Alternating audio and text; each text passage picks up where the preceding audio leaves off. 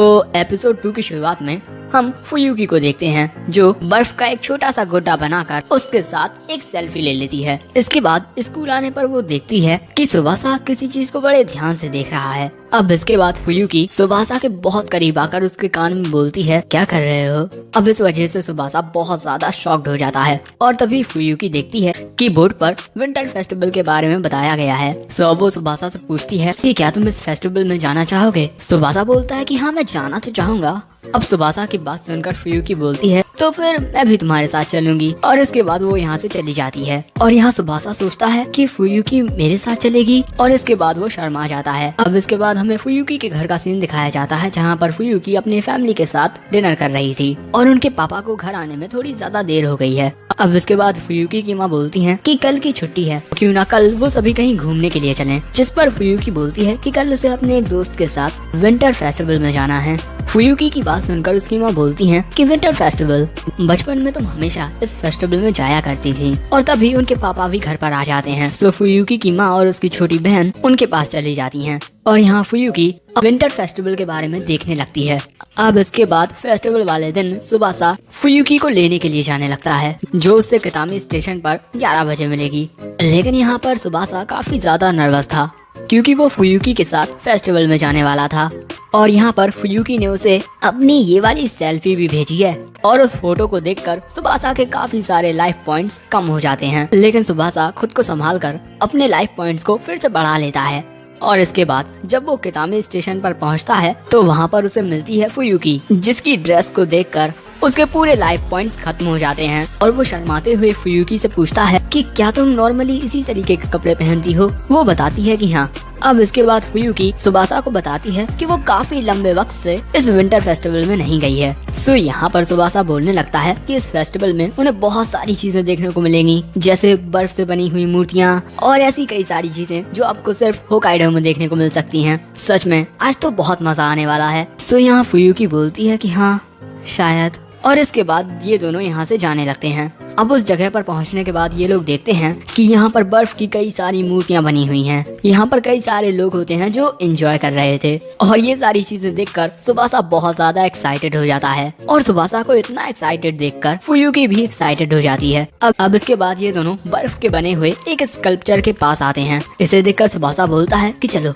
इसकी फोटो खींचते हैं। सो तभी फुयुकी सुबासा को पकड़ के बोलती है कि इस तरीके से फोटो खींचना ज्यादा बेहतर होगा। और फुयुकी के काफी करीब आने के बाद सुबासा का रिएक्शन कुछ ऐसा होता है और उसकी फोटो भी ऐसी आई हुई थी। अब फोटो देखकर सुबासा बोलता है कि इसे डिलीट कर दो, ये काफी अजीब है। लेकिन तभी फुयुकी बोलती है कि चलो कुछ खाने के लिए चलते हैं। अब इसके बाद सुबासा एक दुकान पर आकर एक कॉर्न डॉग खरीदता है विथ शुगर। और दूसरी तरफ हम फुयुकी को देखते हैं जो अपने खाने का पूरा मजा ले रही थी। और तभी सुबासा भी उसके पास आ जाता है। सुबासा के हाथ में कॉर्न डॉग को देखकर फुयुकी पूछती है कि क्या वो भी एक बाइट ले सकती है? सुबासा बोलता है कि हाँ क्यों नहीं। अब इसके बाद फुयुकी अपना मुंह खोलते हुए सुबासा के पास आने लगती है। सुबासा भी शर्माते हुए अपना कॉर्न डॉग फुयुकी के मुंह की ओर ले जाने लगता है। और इसके बाद फुयुकी उसके कॉर्न डॉग की एक बाइट ले लेती है और बोलती है कि ये तो कितना यमी है। लेकिन ना जाने क्यों सुबासा को ये थोड़ा नॉटी टाइप लग रहा था। लेकिन अगले ही पल में वो सोचने लगता है कि इसमें से अभी अभी फुयुकी ने एक बाइट ली है और जब मैं इसे खाऊंगा तो ये तो एक इनडायरेक्ट किस होगी। अरे नहीं, मैं ही क्या सोच रहा हूँ, मुझे इसे नॉर्मल तरीके से खा लेना चाहिए। और इसके बाद वो उस कॉर्न डॉग को खा लेता है। और यहाँ सुबासा को देखकर फुयुकी मुस्कुराने लगती है और बोलती है कि सच में सुबासा, तुम्हें समझना कितना आसान है। अब इसके बाद ये दोनों आगे बढ़ते हुए काफी ज्यादा मजे करते हैं, यहाँ तक कि एक साथ स्लाइड भी करते हैं और दोनों ही बहुत ज्यादा खुश होते हैं। अब इसके बाद ये दोनों एक जगह पर बैठकर चाय पीने लगते हैं। फुयुकी सुबासा से पूछती है कि क्या उसे आज मजा आया? वो बोलता है कि हाँ बहुत ज्यादा। और इसके बाद सुबासा बताता है कि होकाइडो जापान में ही है, लेकिन ये टोक्यो से कितना ज्यादा अलग है। यहाँ पर कितना कुछ है देखने के लिए और मेरे साथ यहाँ पर आ जाने के लिए शुक्रिया। तुम मेरे साथ आई, मुझे इससे बहुत खुशी हुई। शुक्रिया फुयुकी। सुबासा की ये बातें सुनकर फुयुकी शर्माने लगती है और बोलती है कि आज के दिन को लेकर ना मुझे थोड़ी चिंता हो रही थी। सुबासा पूछता है कि क्यों? फुयुकी बताती है कि आखिरी बार वो इस फेस्टिवल में तब आई थी जब वो एक छोटी बच्ची थी। बड़े होने पर फुयुकी को लगने लगा था कि फेस्टिवल सिर्फ बच्चों के लिए होते हैं, लेकिन वो गलत थी।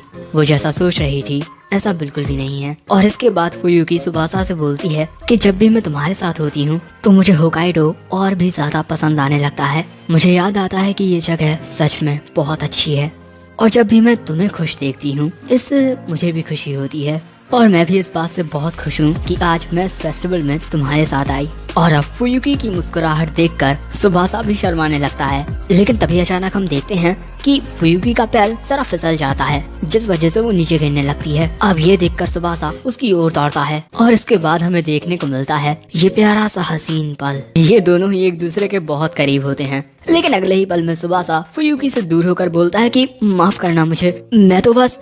लेकिन यहाँ पर फुयुकी शर्माते हुए बोलती है कि कोई बात नहीं, वैसे शुक्रिया। और अब इसके बाद ऐसे ही शाम हो जाती है और वापस जाते हुए सुबासा फुयुकी से बोलता है कि अगर तुम्हें इस बात से कोई एतराज ना हो तो हम लोग एक साथ कहीं और घूमने के लिए भी जा सकते हैं। सुबासा की बात सुनकर फुयुकी बोलती है कि क्या तुम फिर से मेरे साथ घूमना चाहते हो? हाँ, वैसे मैं किसी दिन सप्पोरो स्नो फेस्टिवल में जाना चाहती हूँ।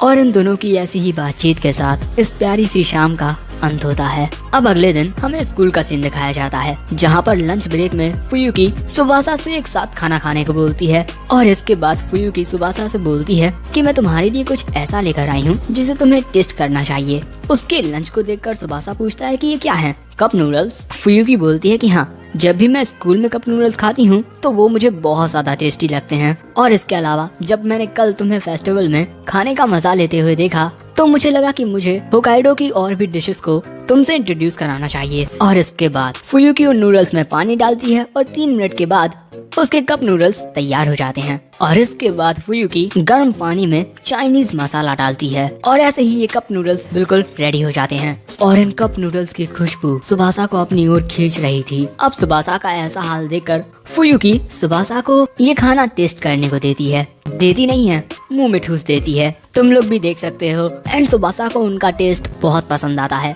और तभी फुयुकी बोलती है कि मैंने हिसाब बराबर कर दिया। उसकी बात सुनकर सुबासा को उसके कहने का मतलब समझ आता है। सुबासा ने उसे अपना कॉर्न डॉग जो खिलाया था और इसके बाद फुयुकी सुबासा से पूछती है कि वो अपने लंच में क्या लेकर आया है। सो सुबासा उसे अपना लंच दिखाता है। उसका लंच देखकर फुयुकी हैरान रह जाती है और बोलती है कि कितना अच्छा है, क्या मैं इसकी एक पिक्चर ले सकती हूँ? सुबासा बोलता है कि हाँ, क्यों नहीं।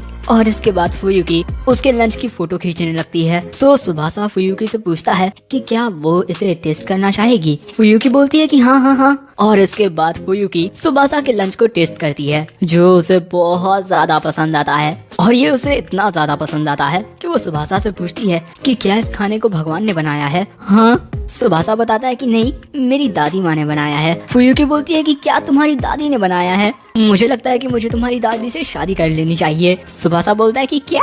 और ऐसे ही वक्त गुजर जाता है और यहाँ पर सुबासा फुयुकी से बोलता है कि सच में वो कप नूडल्स बहुत अच्छे थे। आज से पहले मैंने कप नूडल्स कभी नहीं खाए। सच में फुयुकी, जब से मैं तुमसे मिला हूँ हर दिन नई नई चीजों को एक्सपीरियंस कर रहा हूँ। उसकी बात सुनकर फुयुकी हैरान होते हुए पूछती है कि तुम्हारे कहने का मतलब क्या है? हर एक चीज तुम्हारे लिए नया एक्सपीरियंस है। सुबासा बताता है जैसे पहली बार किसी लड़की के घर जाना, किसी कन्वीनियंस स्टोर से शॉपिंग करना और पहले मैं कभी किसी दोस्त के साथ किसी फेस्टिवल में भी नहीं गया। सुबासा की ये बातें सुनकर फुयुकी बोलती है कि सुबासा, क्या तुम किसी अमीर खानदान से हो? हाँ। सुबासा बोलता है कि नहीं, तुम गलत समझ रही हो, मेरा परिवार अमीर नहीं है। अब सुबासा की ये बात सुनकर फुयुकी बोलती है क्या? तब मुझे कुछ समझ नहीं आ रहा। हे सुबासा, कैसा रहेगा कि आज मैं तुम्हारे साथ तुम्हारे घर चलूं? हाँ। सुबासा का रिएक्शन, हाँ, क्या? अब इसके बाद शाम के वक्त फुयुकी सुबासा के साथ उसके घर जा रही होती है और सुबासा उसे मना भी नहीं कर पाया क्योंकि सुबासा उसे कैसे मना करता है यार, जरा देखो तुम लोग भी।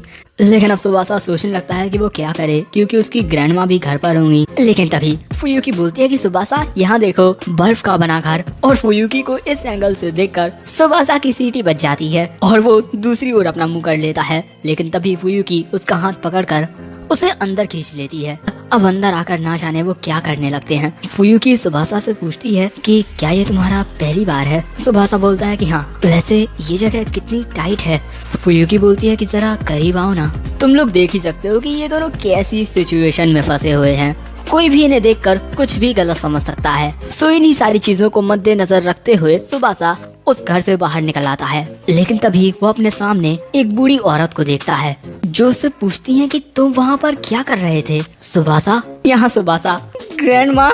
और अपनी दादी को देखकर ना सुबासा की हालत बहुत ज्यादा खराब होने लगती है। और इससे पहले कि सुबासा अपनी दादी को समझाने के लिए कुछ बोल पाता, वहाँ पर फुयुकी आकर उसे पकड़ लेती है और उससे पूछती है कि ये तुम्हारा पहली बार था, क्या तुमने इसे एंजॉय किया। और उसकी बात सुनकर सुबासा और उसकी दादी का रिएक्शन कुछ ये होता है कि क्या था पहली बार। और इसके बाद जब फुयुकी को पता चलता है कि ये सुबासा की दादी हैं, वो बहुत ज्यादा खुश हो जाती है। और इसके बाद वो सुबासा की दादी से बोलती है कि आपने जो लंच बनाया था, मैंने उसे थोड़ा टेस्ट किया, वो बहुत ज्यादा अच्छा था। फुयुकी की बात सुनकर सुबासा की दादी को गुस्सा आ जाता है। वो बोलती है कि तुमने मेरे हाथों का बना खाना खाया।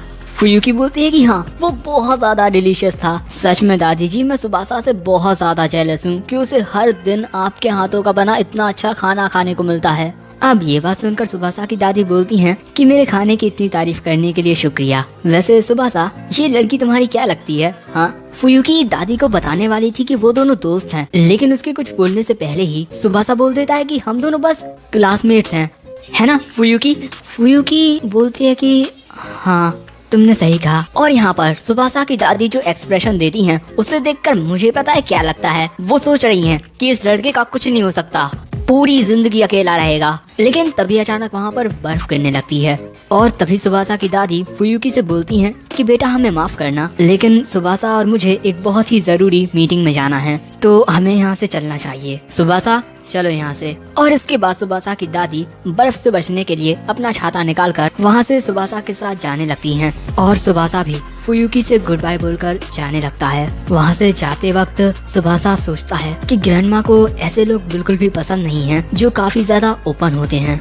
शायद से मेरी होकाइडो की नई जिंदगी, फुयुकी के साथ मेरी दोस्ती, सब यहाँ पर खत्म हो चुके हैं। लेकिन तभी फुयुकी उसके पीछे आकर बोलती है कि अरे भाई, जरा मेरी बात तो सुनो, ग्रैनी को ना ये छाता यूज नहीं करना चाहिए। सो दादी माँ बोलती हैं कि बर्फ से बचने के लिए मैं इसका इस्तेमाल कर रही हूँ। सो फुयुकी बोलती है कि आपको ऐसा नहीं करना चाहिए, क्योंकि यहाँ पर चारों ओर बर्फ है और बर्फ की वजह से आप कहीं पर भी फिसल सकती हो। और उस वक्त अगर आपके हाथों में छाता होगा तो आप खुद को नहीं बचा पाओगे और इससे आपको चोट लग सकती है।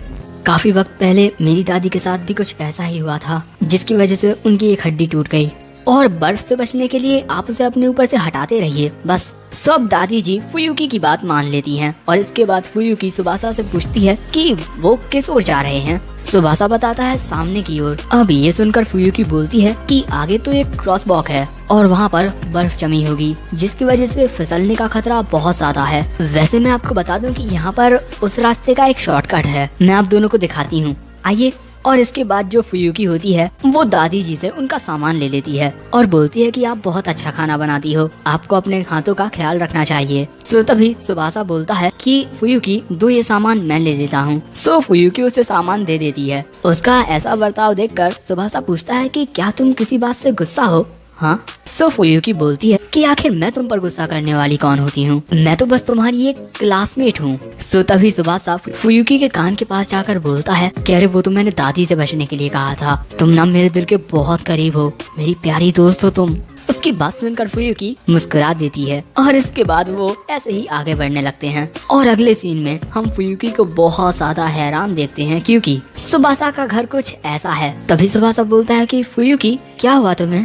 फुयुकी बोलती है कि कुछ नहीं, अरे मैं तो भूल ही गई थी कि तुम्हारी एक मीटिंग है, मुझे चलना चाहिए। सो तभी दादी जी बोलती हैं कि तुम्हारी वजह से हम घर पर जल्दी आ गए, इसी वजह से अब हमारे पास थोड़ा वक्त है, तो क्या तुम घर के अंदर आकर चाय पीना चाहोगी? और ये बात सुनकर फुयुकी खुश हो जाती है। अब घर के अंदर आने के बाद दादी जी सोचने लगती हैं कि वो लड़की काफी अजीब है, लेकिन अगर सुबासा ने उसे चुना है तो वो सच में एक प्यारी लड़की होगी। लेकिन इसके बाद जैसे ही वो उस कमरे का दरवाजा खोलती है जहाँ पर सुबासा और फुयुकी हैं, वो देखती हैं कि फुयुकी तो हर एक जगह की फोटो खींच रही है और सुबासा उसे रोकने की कोशिश कर रहा है। सब वो वहीं पर छुपकर उनकी बातें सुनने लगती हैं। फुयुकी बोलती है कि जैसा मैंने सोचा था, तुम काफी अमीर हो। और यहाँ दादी जी बोलती हैं कि मुझे इस लड़की पर नजर रखनी होगी। लेकिन तभी वो देखती हैं कि सुबासा कितने अच्छे तरीके से हंस रहा है, मुस्कुरा रहा है। और उन्हें अब सुबासा का बचपन याद आता है, जहाँ सुबासा अपनी दादी के पास आकर बोलता है कि मैं ना बड़ा होकर बहुत मेहनत करूंगा, बहुत पढ़ाई करूंगा, ताकि मैं आप सभी का ख्याल रख पाऊँ। उसकी ये बात सुनकर उसकी दादी बोलती है कि सुबासा तुम तो काफी ज्यादा सिंसियर और काइंड हो। सो अपनी दादी की बात सुनकर सुबासा हंसने लगता है, और जैसे वो बचपन में हंस रहा था वैसे ही आज वो फुयुकी के साथ हंस रहा है। और ये देखकर दादी जी सोचती हैं कि कितने लंबे वक्त से मैंने सुबासा को इस तरीके से हंसते हुए नहीं देखा, मुझे उसकी मुस्कुराहट पर यकीन रखना होगा। और इसके बाद दादी जी उन दोनों को चाय देने के लिए चली जाती हैं, और बाहर ऐसे ही बर्फ गिरती रहती है। और अब इसके बाद अगले सीन में स्कूल में टीचर सभी बच्चों को उस स्कीइंग लेसन की गाइड बुक दे देते हैं जो अगले हफ्ते होने वाला है, और वो बच्चों से बोलते हैं कि वो अपनी सीटिंग अरेंजमेंट को डबल बार चेक कर लें कि वो कहाँ पर किसके साथ बैठने वाले हैं। और यहाँ पर सुबासा देखता है कि उसकी सीट फुयुकी के बिल्कुल पीछे है, लेकिन उसके बगल में अकीनो नाम की एक लड़की की सीट है। और दोस्तों ये है वो लड़की जो हमेशा शायद सिर्फ फोन ही चलाती रहती है, लेकिन भैया कतई क्यूट है। और इसी के साथ हमारा ये एपिसोड एंड हो जाता है। वैसे अगर एपिसोड पसंद आया हो तो लाइक करना, चैनल पर पहली बार आए हो तो सब्सक्राइब करते जाना, और कमेंट करके अपने ओपिनियन शेयर करना मत भूलना। और इसका नेक्स्ट एपिसोड अगले हफ्ते आएगा, तो इस वीडियो को जल्दी से अपने दोस्तों के साथ शेयर कर दो। And in the end of the video, thanks for watching, sayonara.